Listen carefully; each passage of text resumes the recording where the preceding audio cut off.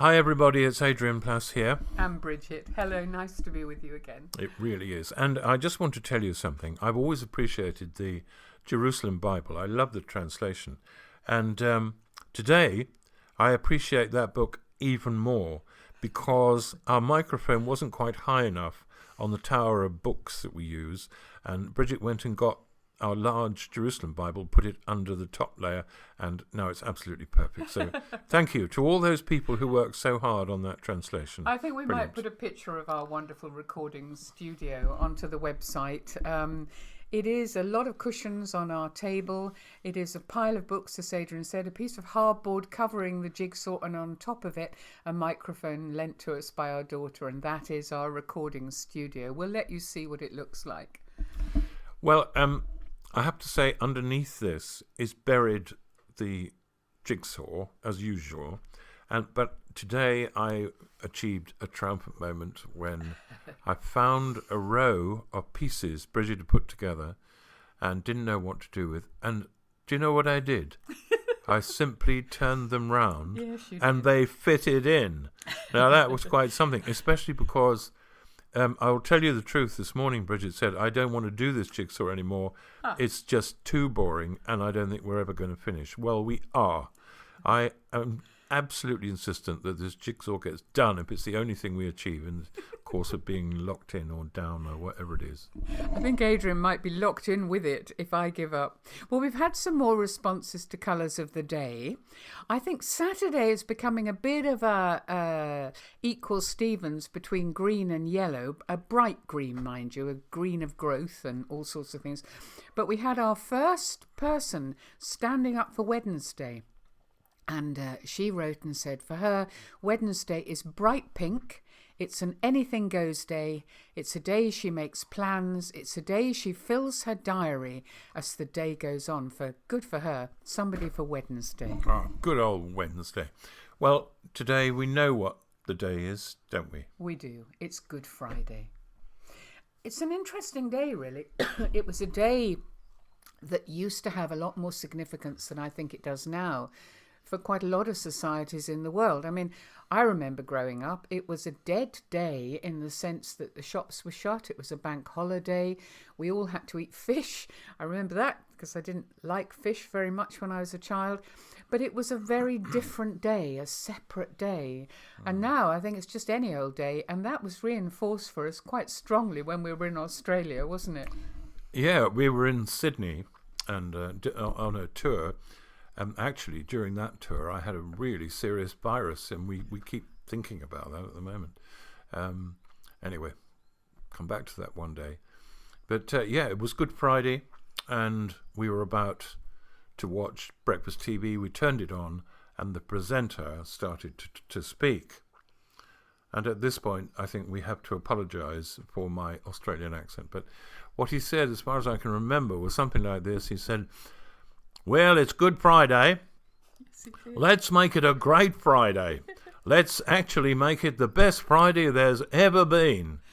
And then, obviously, someone spoke into his earpiece from the control room, and he said, with that professional solemnity that presenters use, he said, and of course we want to extend a greeting to our Christian brothers and sisters and hope they have a wonderful, peaceful, Good Friday, happy day as well. So, obviously, they have no idea what it was about, and I think that's the case for an awful lot of people nowadays. But of course, we know it was the day that changed everything.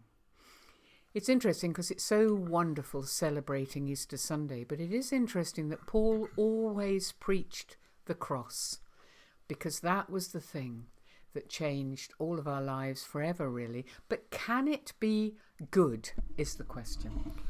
I don't know. Can it be funny, is a question that not many people ask, but I always do, because an awful lot of the humour that I use, comes out of these things. And I always remember a friend of mine who was a vicar down in the south of England telling me that at this time of the year they had a reading, and an elderly lady from the church, who was also rather short-sighted, stood up at the front and read confidently And Jesus cried out in a loud voice, "Hello, hello." I think the whole of heaven will have been rocking with laughter at that. Is it all right to laugh? Yeah, I think so. Is it all right to cry? Yeah, I'm absolutely sure. Yeah. Whatever it does to you, let it happen. Yeah. Well, I think for me, if we're looking for good things about this Good Friday, it created for me an unsung hero, somebody that I've never forgotten, but I think somebody who gave me an example that maybe I've even tried to follow in my life. I'm not sure. When I was little, as I think I mentioned, I went to a Catholic primary school and we went to the chapel a lot. Now, we weren't very reverent. In fact, I seem to remember that our main aim was to squeeze sorry, but this is awful really, squeeze the sponge as we went in and then try and flick water at each other. But one of the things I did love, I know, about this chapel... I think we should bring that back into services. Will you shush? Good Friday. No, it wasn't on Good Friday. It was just every time. Every time. Yes, oh my goodness. Yes. We were quite small. Yeah. But one of the things that I particularly remember, apart from the colour of the chapel, which I loved as a child, was the Stations of the Cross. I don't know if you know what they are, but they are often carved things going round the wall of the church or the chapel or whatever, depicting that final journey of Jesus, the Stations of the Cross. And one of them used to affect me more than others. And it wasn't actually Jesus on the cross, because I didn't really understand that. It was the one where Jesus falls under the weight of his cross. And I remember I used to touch that, and almost tears would come to my eyes, because I didn't know about scourging and I didn't know about death at all. But I did know about knees, and I knew how much it hurt if you were carrying something and you fell on your knees. And then in the next station of the cross, somebody is helping him. And of course, that's Simon of Cyrene. Somebody who was called in. I mean, we're told they seized him, put a cross on him and made him carry it behind Jesus. He didn't have a choice. He was given this burden. But he had to carry it despite... He wasn't able to say to people, actually, this has nothing to do with me. I was just here on holiday. I'm terribly sorry about this. He wasn't able to justify himself, and he had to help carry that cross right out of the city. It became for me quite an example of what carrying burdens is all about, really. And he did become a hero of mine. So Simon of Cyrene, there you go. If you're in heaven listening, one rather round little girl has never forgotten you. Do you think there are people who unknowingly or accidentally carry burdens now? Well, I think there are, and I think a lot of people didn't choose the burden that they have, maybe. Maybe they're looking after somebody at the moment, or they're squashed in a small space with people who they find difficult. I don't think we always do choose our burdens, but one thing I am sure of is you can't just pick up a burden for a wee while because you think it'll give you a few brownie points and drop it when you get bored. Burdens have to be carried right out of the city and up the hill. And also, I don't think there's any point rushing around picking up loads of crosses, trying to help loads of people and then dropping them because they become boring. So I must say, I woke up this morning thinking about people in small spaces having to look after other people with no choice, really. No, not at all. And my heart really, really burns for them. Yeah. And we're so lucky, aren't we, Yeah. in the situation we're in at the moment. Yes. Well, you are. I was just going to say, we are each other's burden, my darling. Okay. No idea what you Come mean on, by good that. things. Well, I don't know about good things. One of the things that has always struck me about the cross and about the crucifixion is that, and I've never known quite how to put this, is that for Jesus, as far as you can tell from the Bible, the cross was a mission field. Yeah.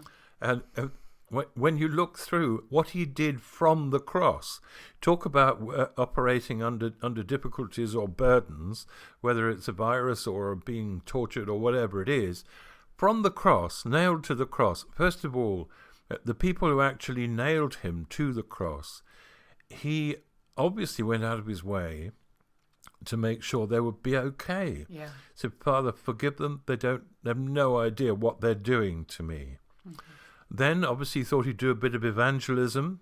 So the thief on the cross next to him says, will you remember me when you come to your kingdom?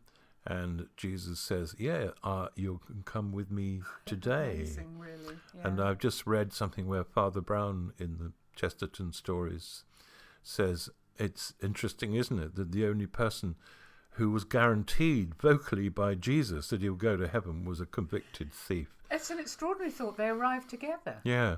Yes, and everybody. So who is that with Jesus?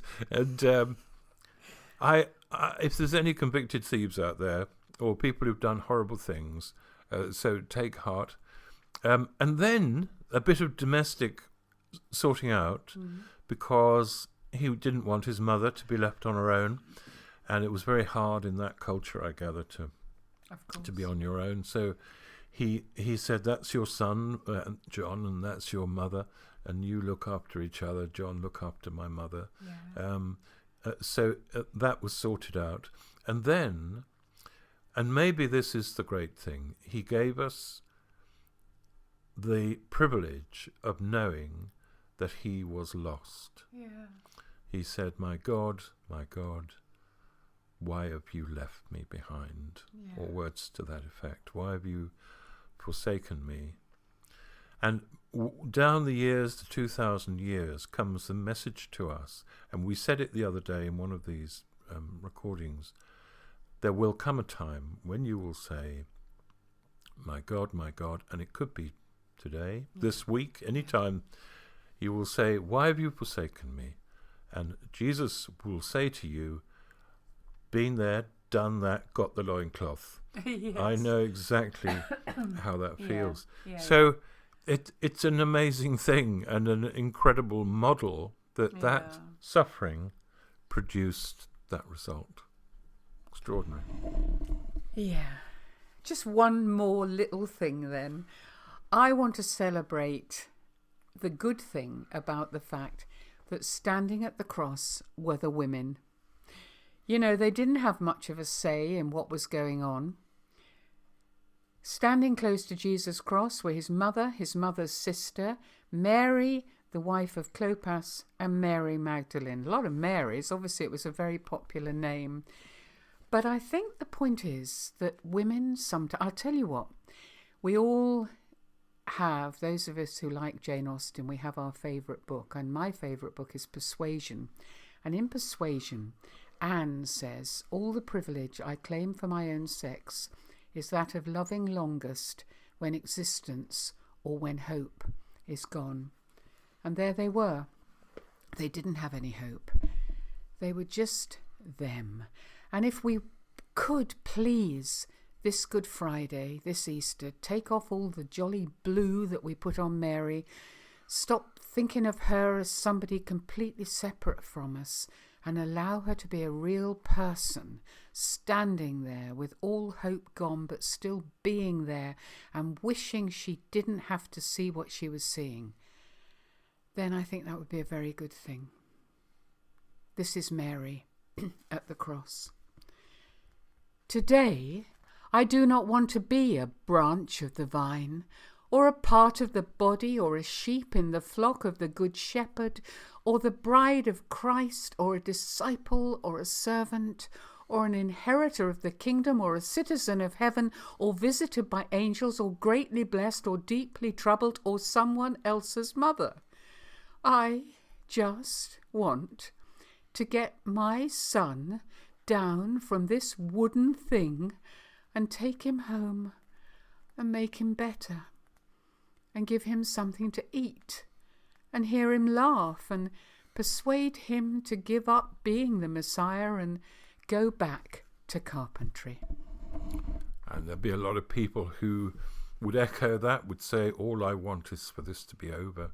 All I want is for my friend, my mother, my father, my sister, whoever it is, who possibly is suffering from this horrible disease. I just want it to be all right.